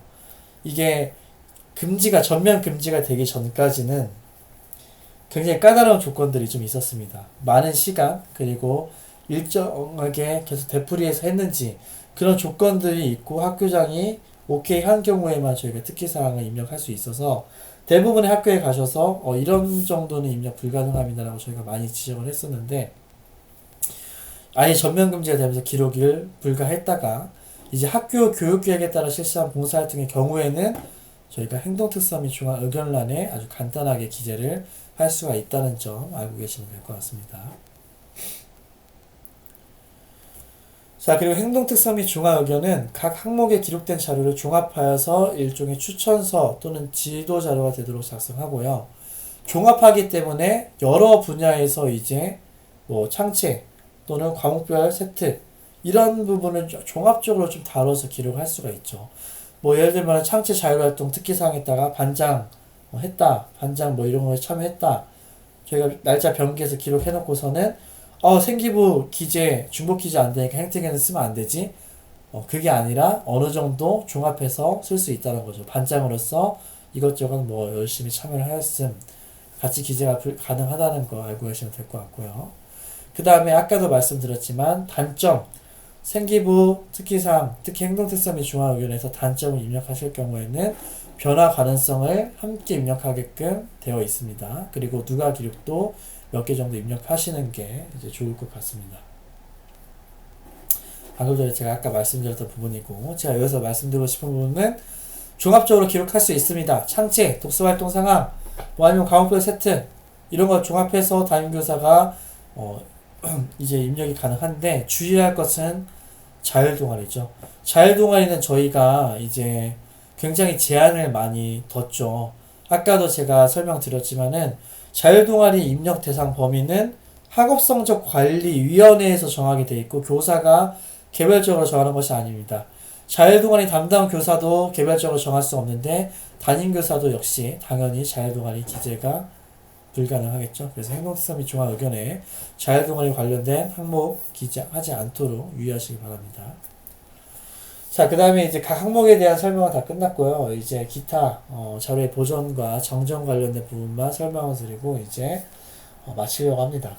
자료의 보존 같은 경우에는요, 저희가 이제 별도로 출력해서 관리하지 않습니다. 졸업생 학생부를 예전에는 이거를 출력해서 전부 다 이제 학교 창고에다 보관을 했었는데 아직도 그런 전통을 갖고 계신 학교들이 있어서 출력해서 보관하시는 학교가 계세요. 저희가 전산자료로 준연금 보존 관리하기 때문에 별도 출력해서 관리하지 않고요. 다만 저희가 출력해서 보관하는 것은 졸업대장입니다. 이 졸업대장은 저희가 전자결제, 나이스에서 전자 4단 결제를 일반적으로 해서 결제를 받고 거기서 끝내면 되는 것이 아니라 졸업대장은 출력해서 반드시 보관하게끔 되어 있습니다. 자, 자료의 정정을 좀 말씀드리겠습니다. 사실 자료의 정정이 굉장히 중요하고요. 제가 설명드리는 부분에서 거의 방금 전에 제가 이제 시간을 할애했던 시간, 제가 이제 거의 1시간 10분 정도 지금 설명을 드렸는데, 1시간 10분 동안 이 자료의 정정을 설명드려도 될 만큼 굉장히 중요한 부분입니다. 저희가 일반적으로 점검을 나갔을 때, 장학사님과 현장 지원된 선생님이 같이 점검을 나가게 되면요, 물론 모든 케이스가 그러진 않지만은 대부분의 케이스는 점검하실 때, 한 선생님은 이제 생기부 기재 요령이 잘 준수가 됐는지 그 항목별로 출력해서 이제 점검을 하시고, 다른 선생님 또는 장학사님은 정정 대장만 모십니다. 그 시간 동안 계속해서. 그만큼 저희가 정정은 중요하고 굉장히 까다롭게 관리를 해야 되는 부분이어서 제가 이 부분을 좀 강조해서 좀 말씀을 드릴 건데요. 정정은요, 일반적으로 원칙적으로 금지입니다. 원칙적으로 금지하게 돼 있어요. 정정을 할 수가 없다. 다만 간혹 부득이한 사유를 들어서 정정을 할 경우에는 객관적인 증빙자료를 첨부하고 학업성적관리위원회 심의를 거쳐서 정정이 가능하다는 조건하에 정정이 가능한 겁니다. 그래서 객관적인 증빙자료는 다음과 같은 조건에 걸쳐서 저희가 이제 기록을 할 수가 있고요. 정정할 수가 있고요. 간혹 점검 나가서 이제 많이 저희가 지적을 해요. 객관적인 증빙자료라고 하면 정말 이런 조건들이 갖춰진 자료인데, 이런 갖춰진 조건이 아닌 경우들이 있어요. 예를 들면은 반장 사실을 빠뜨린 거죠. 반장 사실을 빠뜨린 건데, 그 반장 사실, 반장을 했던 참가 사실을 저희가 입력할 때 그의 결제를 받은, 예를 들면 가산점으로 그 결제를 받은 그런 증빙자료를 첨부하시면 되는데, 그런 게 아니라 그냥 그의 반장 했던 명단, 기한도 되어 있지 않은 그런 파일들을 출력해서 넣으시는 경우가 있으세요. 그런 경우에는 저희가 객관적인 증빙자료로 인정하기가 어렵겠죠. 그래서 반드시 객관적 증빙자료를 꼭 조건을 참고해 주시고요. 그 다음에 많은 학교들 중에서도 사실 저희가 이제 의무사항이 아닌데 이거를 많이 지키시는 학교가 계셔서 제가 좀 말씀을 드립니다. 정정 전 출력물과 정정 입력 후 출력물은 첨부하지 않는 것이 원칙입니다. 근데 이제 저희가 이제 점검 나가도 많은 학교에서 출력물들을 첨부를 해주세요. 사실 저희 입장에서는 굉장히 편합니다. 점검 나갔을 때 정정 전과 정정 후를 비교하면 굉장히 장점이 있기 때문에 좀 더 수월하게 비교를 할 수 있기 때문에 저희가 일반적으로는 편하지만은 원칙은 첨부하지 않는 것이 원칙이고요. 제가 이제 그런 케이스를 봐서 좀 말씀을 드리는 거예요. 같이 이제 점검을 나가신 선생님께서 이거 왜 출력해놓지 않았냐고 하면서 그 학교에 말씀을 하시더라고요. 그래서 제가 이 항목을 말씀을 드렸었습니다. 다만 저희가 보관하는 출력물이 있죠. 예를 들어서 오타, 단순 오타 같은 경우에는 저희가 객관적인 증빙 자료가 그 정정 전 학교 생활기록부 출력물이 돼야겠죠. 그럴 경우에는 출력을 하셔서 그거를 객관적인 증빙 자료로 보관을 하셔야 될 것 같습니다. 이런 예시사항들 나와 있으니까요. 저희가 기재 예시에 준해서 정정대장을 작성하기로 되어 있습니다. 참고사항들 우리 133페이지 보시면은 예시사항들이 많이 있으니까요. 웬만해선 여기 준해서 비슷하게 입력을 하셔야 정정대장을 저희가 보고 아니면 학교에서 볼 때도 편리하게 보실 수 있으리라 생각이 듭니다. 자, 그리고 굉장히 좀 강조하고 싶은 건데요. 자료의 정정은 반드시 사단 결제입니다. 담임 또는 담당, 그 다음에 담당 부장, 교감, 교장. 담당 부장이라고 하면 일반적으로 교무부장님을 말씀하는 겁니다. 그래서 반드시 학교장 결제를 걸쳐야 되고요. 저희 기재요령에도 이렇게 나와 있어요. 사단 결제가 부득이한 경우, 장기간 공석은 부득이한 경우에 해당되지가 않는다는 겁니다. 예를 들어서 교장 선생님께서 회의 출장 오랫동안 나가셨어요. 또는 입원을 하시고 계세요. 그런 것도 부득이한 사유가 될 수 없다는 거예요. 저희가 항상 연수 들을 때도 어떻게 해야 됩니까? 라고 물으면은 그럼에도 불구하고 오셔서 결제할 때까지 기다리세요 라고 저희가 설명을 많이 들었습니다.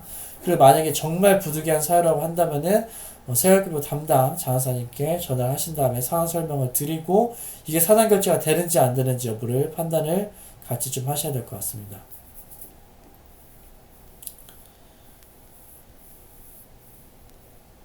자, 그리고 이제 자료의 정정은 이렇게 비위라고 저희가 이제 보고, 부당정정이 일어났을 때는 감경 대상에서 제외를 시키니까요. 꼭 저희가 학생이 뭔가 고등학교를 잘 가고 싶거나 성적을 잘 받아야 되겠어 저희가 갑자기 정정을 하는 케이스가 있었죠. 이제 광주에서 뭐 뉴스도 나오고 그랬었는데, 결국에는 다 이제 징역형을 이제 받았었습니다. 그래서 굉장히 높은 이제 저희가 그런 징계를 받기 때문에 꼭 이 점 염두해 두시고 자료의 정정 그만큼 중요하다는 거 알고 계시고요. 자, 참고 자료를 좀 몇 개 말씀드리고 싶은데, 기재요령 125페이지 보시면은 이런 항목이 있습니다. 입학 당시 사진을 활용하되 졸업 학년도에는 촬영한 사진으로 새로 반드시 교체하셔야 됩니다. 그리고 이제 학폭 관련 내용들이 좀 있는데, 이제 170페이지 이후에 학폭 삭제 그리고 입력에 대한 부분들이 좀 많이 나와 있어요. 자, 이 부분까지만 좀 설명을 드리려고 합니다. 저희가 이제 학폭을 삭제하는 시기가 존재하죠. 이제 졸업생들 바로 삭제하는 경우도 있고, 그 다음에 2년 뒤에 삭제하는 경우도 있긴 한데, 저희가 이제 170페이지 보시면은 삭제를 바로 해줄 수 있는 부분과 바로 삭제를 하지 못하는 경우가 나와 있으니까요. 참조하시면 될 것 같고요. 뒤에서 좀 더 자세하게 설명을 좀 드리도록 하겠습니다. 자, 저희가 학폭 내용을 일단 입력할 때는요, 제17조 1항과 제2항에 따라서 수계 조치가 병가된 경우는 각각의 조치사항을 학교생활학교 해당 영역에 입력합니다. 다만, 이제 입력을 유보하는 항들이 생기게 되었죠. 17조 제1호부터 3호까지 이 조치사항 같은 경우는 일단은 입력을 유보합니다. 그리고 유보했음에도 불구하고 재차 학교폭력으로 인해서 가해 학생 조치를 받으면은 기존에 유보했던 조치사항과 함께 새롭게 추가된 조치사항을 함께 입력하게끔 되어 있습니다. 그래서 이게 유보 규정이 생기면서 이런 규정도 신설이 되었으니까 꼭 알고 계시고요. 그 다음에 저희가 입력하지 않는 그런 학폭 내용이 있어요. 저희가 17조 제1항 제5호 특별교육 이수 또는 심리치료가 1항에도 있고 저희가 3항에도 존재합니다. 1항 5호에 존재하는 경우에만 저희가 생활교육에 기재하게 되어 있고요. 저희가 이제 학폭 이제 교육청에서 이제 공문이 왔을 때 1항과 3항에 이렇게 구분이 돼서 조치가 나옵니다. 근데 그 조치 나온 것 중에서 17조 제3항 제1항 제2호부터 4호 제6호 제8호 처벌을 받은 가해 학생의 특별교육 및 심리치료 이수는 생활기록부에 기재하지 않는다는 거 참고하시면 될 것 같습니다. 그래서 특별교육과 심리치료는 여기 이렇게 있다고 해서 출결사항 특기사항에 바로 입력하시는 게 아니라 일단은 이게 1항인지 3항인지 구분을 하신 다음에 3항으로 처분받은 경우에는 생활기록부에 기재하지 않는다는 거 참고를 좀 하시길 바라고요. 삭제에 대해서 제가 아까 뒤에서 설명을 좀 자세하게 드린다고 했는데, 저희가 이 호에 따라서 삭제하는 방법이 다릅니다. 12375 12375라고 하면 여기에서 말하는 제17조 제1항 제1호 2호 여기서 말하는 겁니다. 12375 같은 경우에는요 무조건 삭제입니다. 1237은 무조건 삭제하게끔 되어 있고 1237은 행특에 들어가는 내용이죠. 그래서 이 학폭을 받았던 친구들은 저희가 이 친구는 삭제 불가능해 그렇게 심의할 수 있는 그런 저희가 대상을 올리는 게 아니라 무조건 삭제 대상이에요. 무조건 삭제 대상으로 해서 삭제를 해야 되는데, 많은 학교에서 어떤 실수를 하시냐면은 이 조항 때문에 저희가 실수를 합니다. 4, 5, 6, 9, 8호 조치사항 삭제에 대한 해당되는 유의사항인데, 저희가 재학기간 동안 2건 이상의 학교폭력 사안으로 가해 학생 조치, 여기에 지금 1237이 써있죠. 이거를 보시고 1237을 받은 친구들 중에서도 2건 이상을 받은 친구들은 삭제를 하면 안 되고 우리 나중에 삭제를 해야 되거나 이렇게 생각하시는 경우가 있으신데요. 이거는 4, 5, 6, 9, 8호에 해당되는 거고요. 1237은 2건 이상을 받았어도 무조건 삭제를 하시는 게 맞습니다. 저희가 2건 이상을 산정하는 경우는 이 경우입니다. 4호, 5호, 6호, 8호 같은 경우에는 저희가 졸업 2년 후에 삭제하는 것이 원칙인데 전단기구 심의를 열어서 졸업과 동시에 삭제를 해줄 수 있죠. 근데 삭제를 바로 해줄 수 있는데 다음과 같은 경우에는 삭제를 못 해준다는 거예요. 재학기간 동안 2건 이상의 학교폭력 사안으로 가해 학생 조치를 받았거나 학교폭력 조치 결정일로부터 졸업학년도 2월 말일까지 6개월이 경과되지 않은 경우는 저희가 2년 후에 무조건 삭제를 해야 된다는 겁니다. 근데 이 2건 이상의 학교폭력 사안일 때는 4호, 6호, 8호 또 4호, 5호, 6호, 8호 이렇게 받는 경우뿐만 아니라 4호, 5호, 6호, 8호를 받고 1, 2, 3, 7을 받았을 때도 2건 이상으로 친다는 거지. 1, 2, 3, 7 받은 친구들, 이 친구들의 지금 2건이라고 해서 아예 삭제해주면 안 되겠네요 라고 해서 졸업 후 2년 후에 삭제해야 된다는 거, 그렇게 적용하시면 안 된다는 거예요. 그래서 졸업 2년 후에 삭제하는 것은 4호, 5호, 6호, 8호에 해당되는 경우에만 한정된다고 꼭 생각을 하시기 바랍니다. 그 다음에 이것도 이제 조금 새로 신설이 된 것 같은데요. 작년부터인가? 신설이 된 것 같아요. 동일한 학교폭력 사안으로 이제 병가받는 경우가 있어요.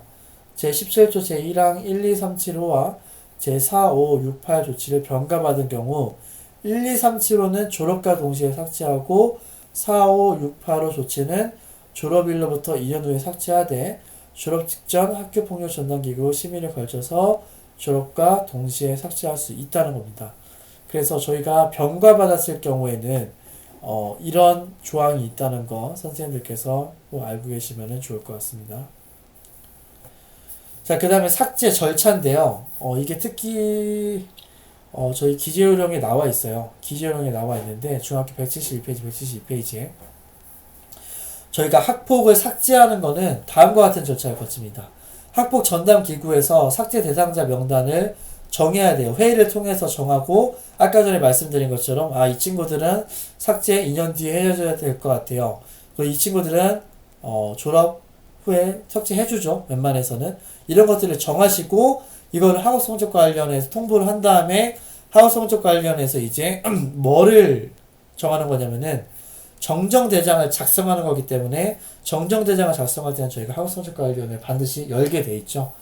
그래서 학폭 전담 기구도 열어서 정하고 그 다음에 학업성적관리위원회도 열어야 되는데 학폭 전담 기구를 열지 않거나 학업성적관리위원회를 열지 않는 케이스가 있습니다. 반드시 두 개 다 열으셔야 되고요. 삭제하신 다음에 그 다음에 학업성적관리위원회를 또 다시 열게 돼 있어요.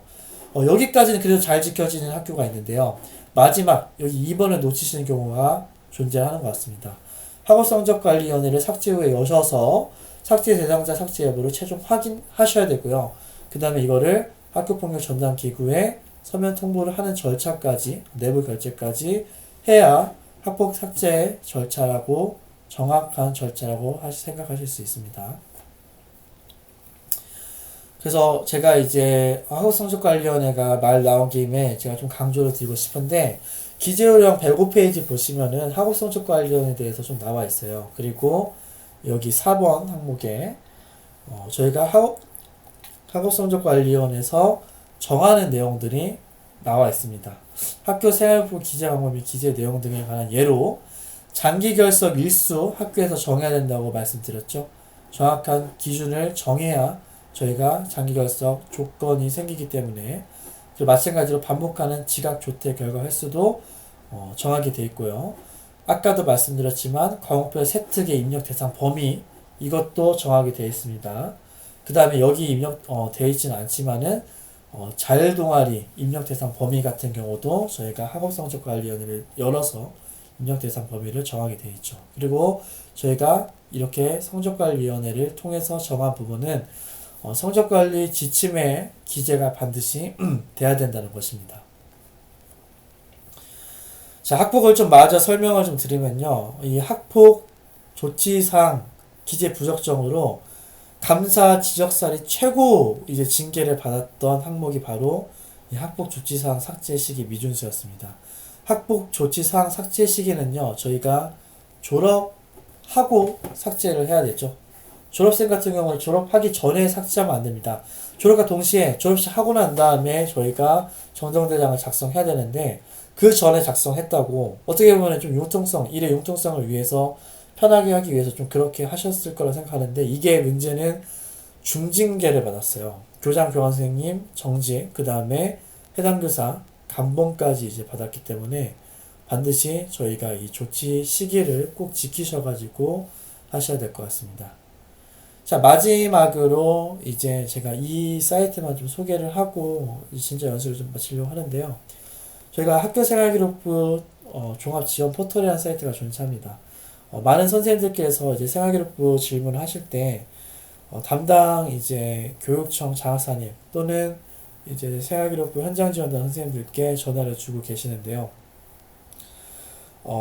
이제 저희를 통해서도 해결이 안 되시거나 아니면 좀 더 편하게 이제 해답을 좀 얻고 싶으시면은 여기 사이트에 들어가셔서 질문 올리시면은 담당 선생님들께서 많이 답변을 해주시고 저도 이제 질문을 간혹 여기서 합니다. 제가 이제 정말 애매한 경우라고 좀 생각이 되는 경우에 장학사님하고 상의해서도 또는 본청 장학사님하고 상의해서도 판단이 안 서는 경우에 여기에 제가 이제 자문을 구하곤 하는데요.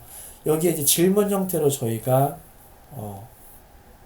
지금 질문을 남고 답변을 받을 수 있기 때문에 이 사이트 많이 활용하시면 좋을 것 같고 여기 제가 지금 캡처해두지는 않았는데 자료실 들어가시면은 특기사항 관련돼서 여러 가지 자료도 존재를 합니다. 이 기재 예시 자료 같은 것도 많이 존재하기 때문에 이 사이트 많이 이용해 주시면은 감사드리겠습니다. 자, 지금까지 굉장히 긴 시간이죠. 거의 1시간 반 시간 동안 제가 이제 생활기록부 기회로 설명을 좀 드렸는데요. 사실 이 기재요령 책자를 좀 줄여서 제가 150페이지로 만들었음에도 불구하고 제한된 시간이 있기 때문에 다 설명드리지 못하고 굉장히 중요하다고 생각되는 부분, 학교에서 많이 어겨진다고 생각되는 부분, 그리고 저희가 점검 나갔을 때 많이 체크하는 부분들 위주로 제가 좀 설명을 드렸습니다. 이게 실시간 강의는 아니고 녹화 강의이기 때문에 제가 지금 실시간으로 질문을 받지 못하지만은 언제든지 내부 메일이나 또는 이제 현장 지원단 공문 보시면은 아마 유선 번호가 나와 있을 거예요. 그 번호로 연락 주시면은 저도 제가 아는 범위 안에서 최대한 성실하게 답변을 드리도록 하겠습니다. 실시간 연수 때는 제가 이제 질문을 좀 받아들일 수 있을 것 같고요. 굉장히 특이적인 질문들은 제가 또 알아보고 답변을 드려야 되기 때문에 그런 부분들은 내부 메일이나 장학생을 통해서 남겨주시면은 제가 답변을 드리도록 하겠습니다. 자, 지금까지 긴 시간 동안 연수 듣느라 고생 너무나 많으셨고요.